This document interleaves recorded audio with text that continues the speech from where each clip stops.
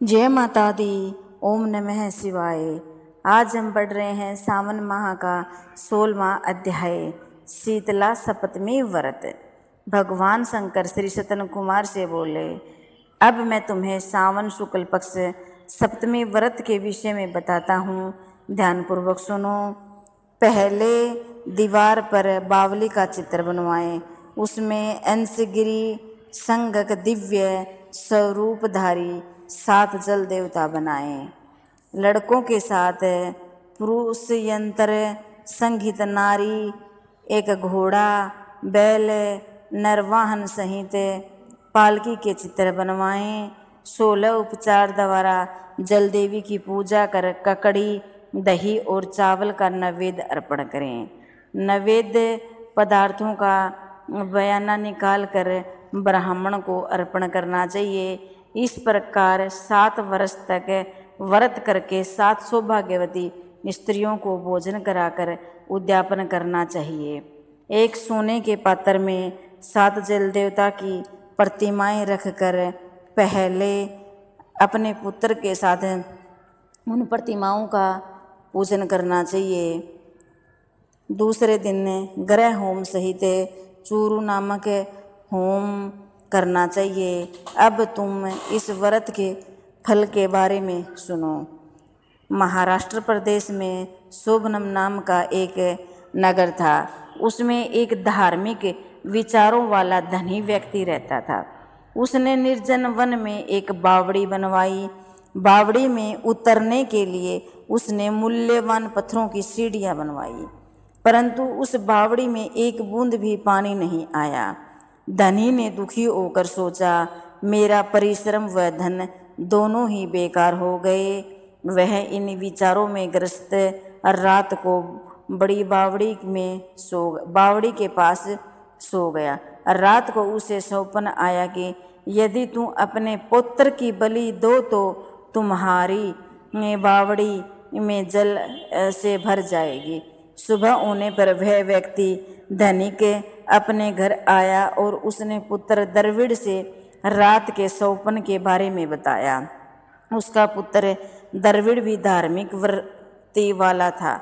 उसने पिता की बात सुनकर कहा, पिताजी, आप मेरे जन्मदाता हैं, इस प्रकार आप अपने पुत्रों के भी जन्मदाता हुए। यह तो एक धार्मिक कार्य है। आपके शीतांशु और चंडासु दो पुत्र हैं। आप बिना हिचक अपने बड़े पुत्र शीतांशु को बलि दे दें, परंतु यह बात स्त्रियों से गुप्त रखें। इसका कारण यह है कि मेरी पत्नी गर्भवती है। प्रसव का समय निकट होने के कारण वह अपने मायके जाने वाली है। उसके साथ उनका बेटा, छोटा बेटा पुत्र सुणडासु भी जाएगा। उसके मायके जाने के बाद यह काम निर्विघ्न संपन्न हो जाएगा। धनिक अपने पुत्र के ऐसे विचार सुनकर गदगद हो गया और बोला, तुम धन्य हो। इसी बीच उसकी पत्नी सुशीला को उसके मायके से बुलावा आ गया। वह मायके जाने की तैयारी करने लगी। तभी द्रविड़ सुशील से बोला, शीतांशु यही मेरे पास रहेगा और चुंडांशु तुम्हारे साथ चला जाएगा। सुशीला ने अपने पति की बात मान ली। सुशीला के जाने के बाद पिता और पुत्र ने शीतांशु के शरीर में तेल मलकर नहलाया और मूल्यवान कपड़ों और आभूषणों से उसे सुसज्जित किया।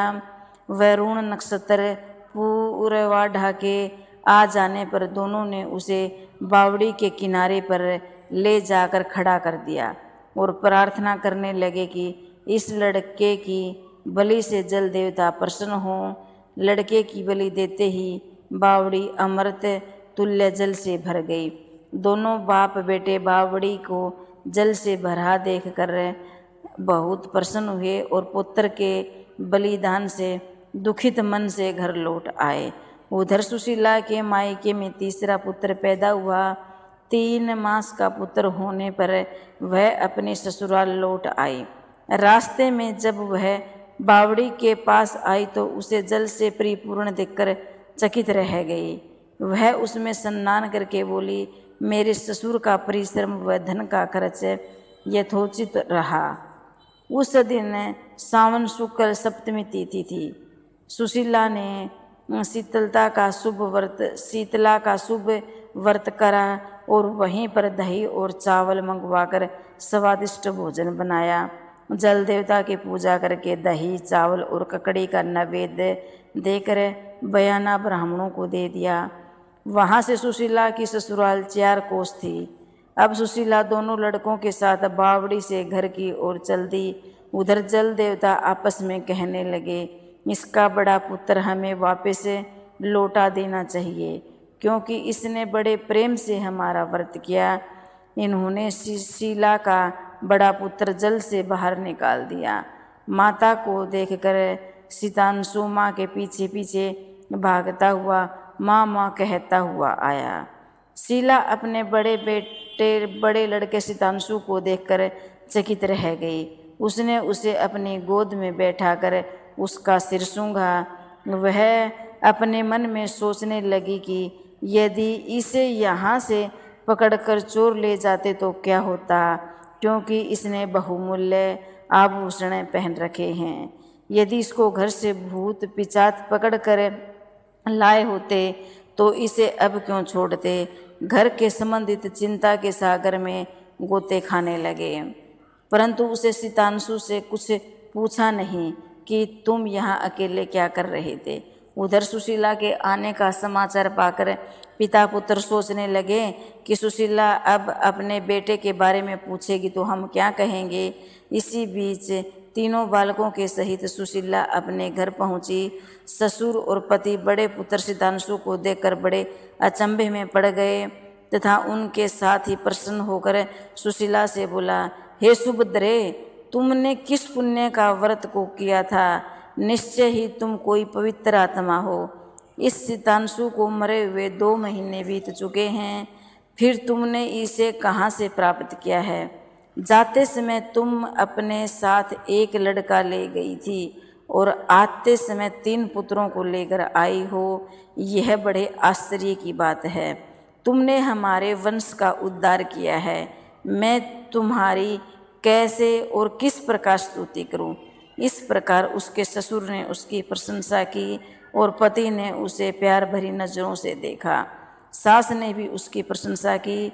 सुशीला ने प्रसन्न होकर कहा, यह सब सुमार्ग पर चलने का फल है। हे सतन कुमार, तुमसे मैंने शीतला सप्तमी व्रत में इसकी कहानी सुनाई है। इस व्रत में दही, चावल, ठंडा जल, ककड़ी फल, बावड़ी जल और शीतला माता को देवता कहे गए हैं।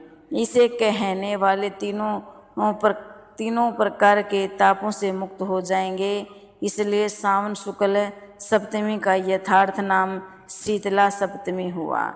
यह था 16वां अध्याय। वीडियो अच्छी लगी हो तो चैनल को लाइक और सब्सक्राइब करें।